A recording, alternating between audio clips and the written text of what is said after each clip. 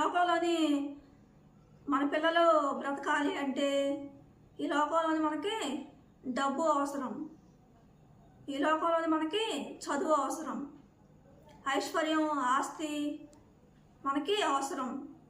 దేవుడు అంటాడు ఈ లోకంలో మనం బ్రతకాలంటే మనకి అన్నీ అవసరమే అంటాడు దేవుడు. అవి కలిగి ఉండటం మనకు మంచిదే అంటాడు దేవుడు. ఈ లోకంలోని ఇవి కలిగి ఉంటే ఈ లోకం మట్టికే అవి మనకు పనిచేస్తూ ఉంటాయి. చనిపోయిన తర్వాత మనం చదువుకున్న చదువు మన ఎమ్మటి రాదు, మనం సంపాదించిన ఆస్తి మన ఎమ్మటి రాదు, మనం సంపాదించిన ఉద్యోగాలు మన ఎమ్మటి రావు అంటాడు దేవుడు. అందుకే చిన్న వయసు నుంచే మన పిల్లలకు పరిశుద్ధంగా బ్రతకాలని మనం నేర్పించే వారంగా ఉండాలి.